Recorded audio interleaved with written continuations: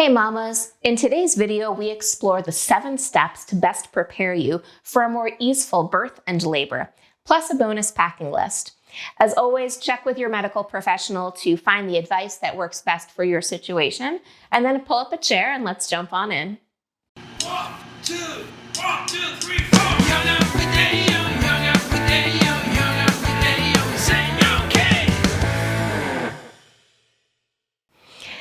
So you're probably 3rd trimester or just already thinking about that end stage of pregnancy. And how do we prepare? How do we prepare physically?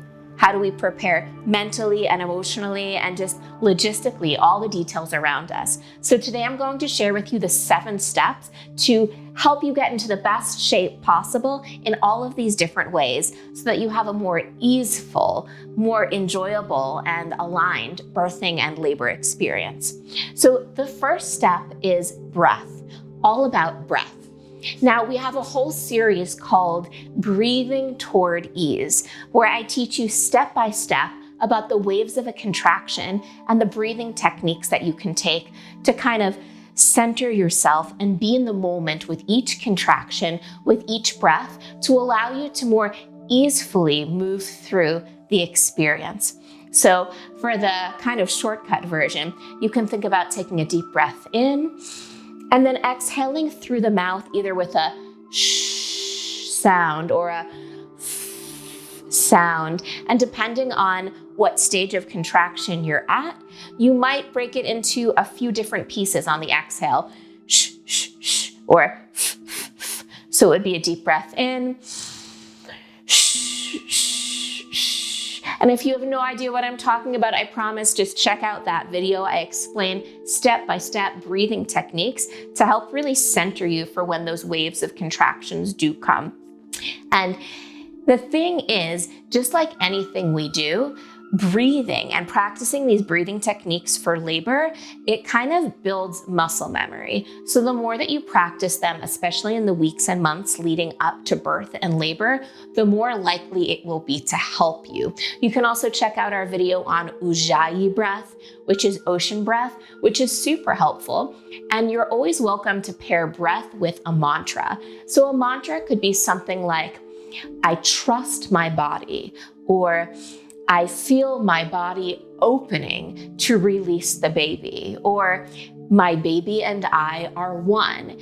And sometimes pairing a mantra with breath can really help get us into a zone in labor that again just makes the whole experience feel more easeful and more possible. So that's the first step. The second step is movement. So if you've been practicing along with me prenatal yoga throughout your pregnancy, you're good to go. And there's specific movements that we can do kind of toward these last weeks of shifting our body to a state of preparation for labor that can be extra helpful. So one of the things I mentioned in a previous video is this idea of doing cat and cow. But instead of cow with really letting your back arch and looking up, just kind of taking a neutral spine position. So inhale, kind of neutral, and then exhale, round and contract if you're on your hands and your knees, chin to your chest, hugging your baby. Repeating this even just 30 times, inhale and exhale. I know 30 breaths sounds like a lot, but we're really talking about maybe like 5 minutes of an exercise here. The only time we don't want to do that is if the baby is in breech. Now, there's a whole nother field of movement and body movement that can help position the baby in the ideal way for birthing and for labor. So ideally, what do we want? We want the baby with head down and facing away from us, kind of that the baby's back is at the front part of our tummy. And there's a whole field called spinning babies with a lot of really cool techniques to check out. So one is called rebozo sifting. You basically take a cloth and you place it over your tummy. You lean forward, and you do need a partner for this one. You have your partner kind of shift the cloth up and down, and it just relieves pressure on the tummy and helps to prepare the entire area. The second technique is called side lying. You're literally laying on your side by the edge of the couch or the edge of a bed. You have your partner, again, this is one where it helps to have somebody with you.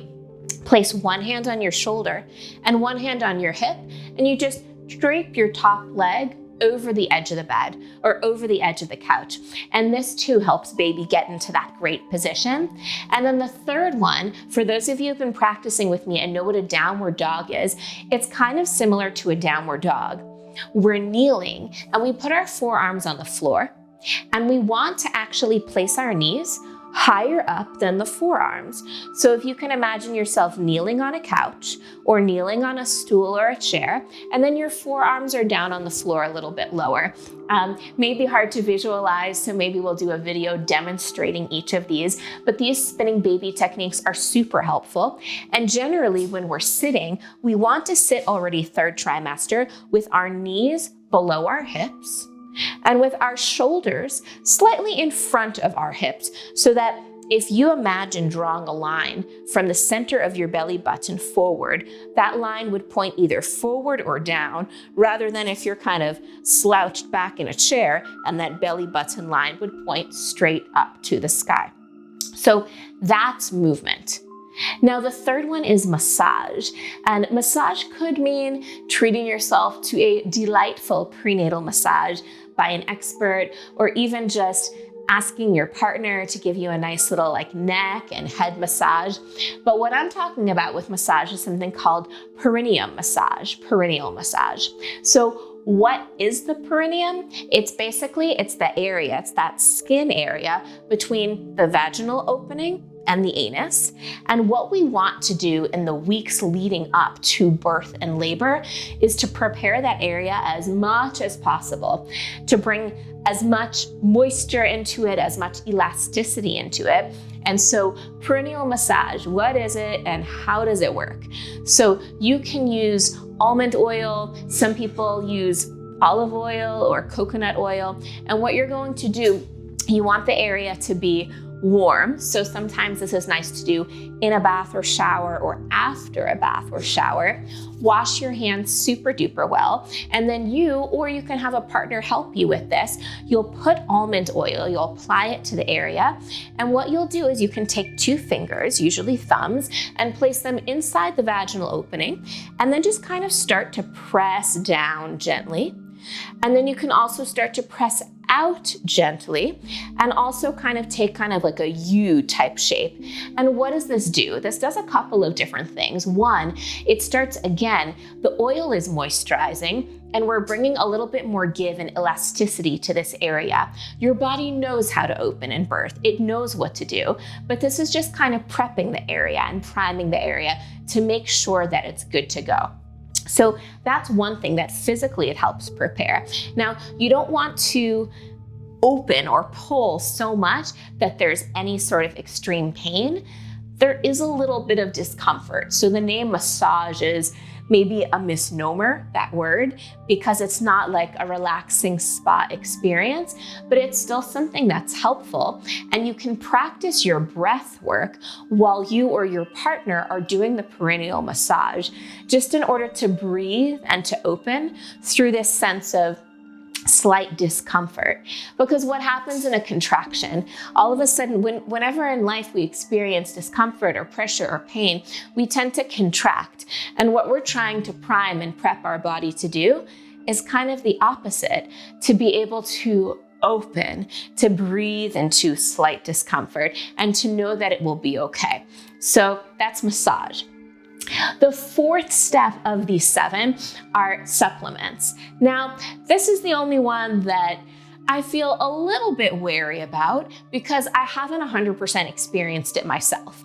But doing research, a lot of people speak about a supplement called evening primrose oil that I've actually started taking during this pregnancy. So I guess I can report after the fact on how that was for me. And similar to the perineal massage, evening primrose oil, it's just supposed to, again, bring hydration and moisture to that entire area, making it less likely to have a tear, or an episiotomy, that's when there needs to be like a cut or a snip there. And so A little bit on the pricey side, but if you're interested in making a splurge, definitely worth investing in. If you are a second-time mama or you didn't have any kind of major tear or scar tissue the first time around, you can just take one supplement orally. And if you are a first-time mama or you had some like major scar tissue or damage to the area, and you want to take extra care, you can take 2 orally and even place 1 vaginally. Okay, so that brings us to step number 5, which is food and drink. So food, in my last pregnancy, I must have been like 8.5 months, super big, super round, and I was on a bus, and this Bedouin woman and we struck up a conversation, and she told me to start eating dates for a more easy labor. And I said, okay, I like dates, sure, why not? And I thought, well, maybe there's some wisdom to this kind of tradition and culture, and I'm sure there is, but also I looked into the medical research, and it seems like there have actually been medical studies that if you have, in the 4 weeks leading up to labor, if you have on average 6 or 7 dates a day, then beyond the fiber and potassium and magnesium and all those good things that anyway the dates have, it actually has been shown to increase the likelihood of cervical softening and opening and increased oxytocin, which is natural labor happening on its own, and a whole lot of really, really good stuff. So that woman knew what she was talking about. So definitely eat your dates. Now, in terms of drinking, there's this thing called wild raspberry leaf tea. And if you have raspberry leaf tea, also in the weeks leading up to your birth, it actually tones the muscles of the uterus. It tones the walls of the uterus, and it helps them get ready for this monumental task of contracting and bringing your baby out into the world. So you can take about 4.5 cups of water, about 1 liter of water, and just put it in a pot and set it to boil. And then just take a big old handful of that raspberry leaf tea and pop it inside once it's boiling. Take it off the stove and let it steep. You can let it steep even for 8 hours. And then after that, all you have to do is you sieve out, you filter out the actual leaf. So you just have the liquid that remains. And you could have 1 to 2 cups of that a day. You can have it hot, you can have it cold, you could dilute it or mix it with apple juice or another tea drink of your choice, and that is getting your uterus nice and ready for contractions.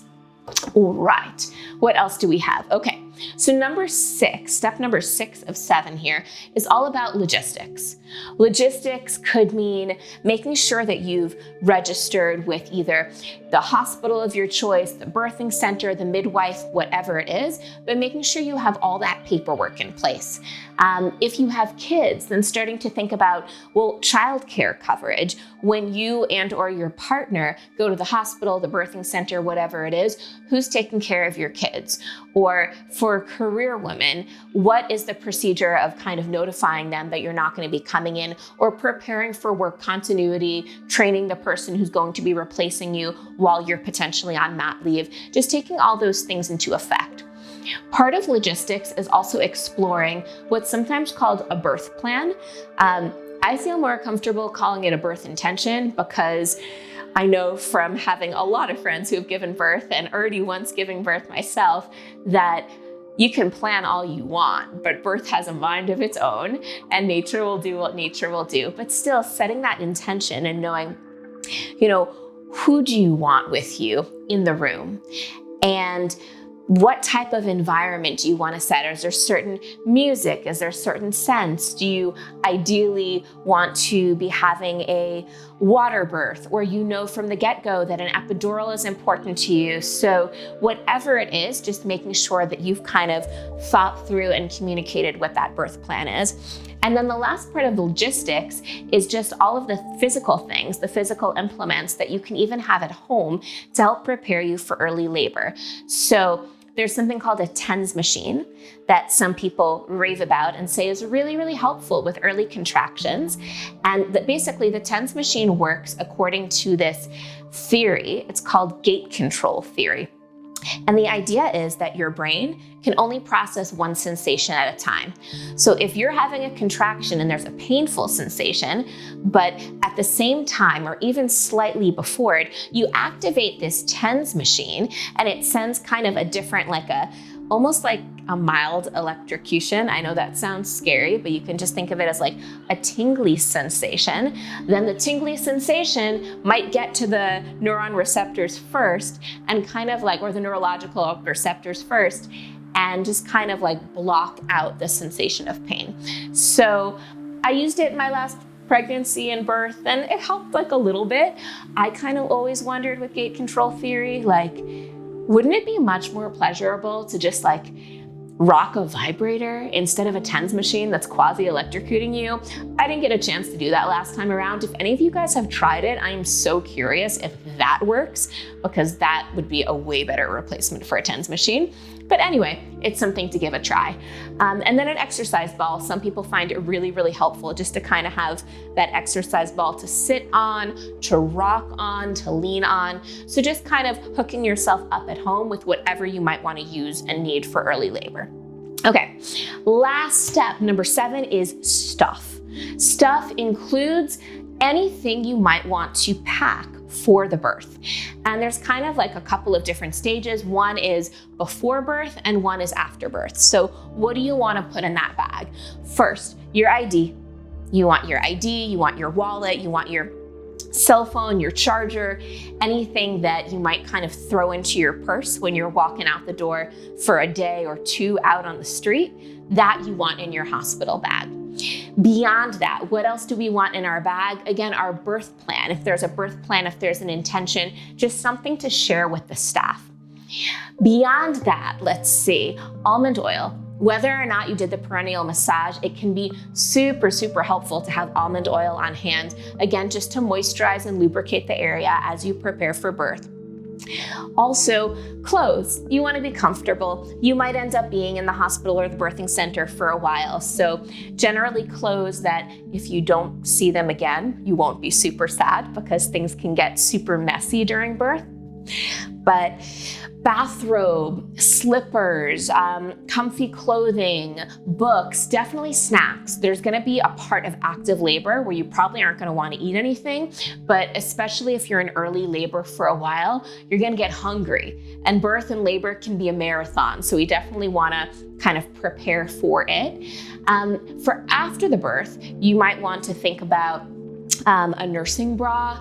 That's super helpful. And then especially for during labor, it's super important to kind of make the room as comfortable as possible. You want to be as comfortable, as released and relaxed as possible. So that could mean bringing music with you, or bringing candles and low lighting with you, or even just having certain scents, like certain smells or fragrances that you know calm you, anything that's going to bring you into like a calm state of connection.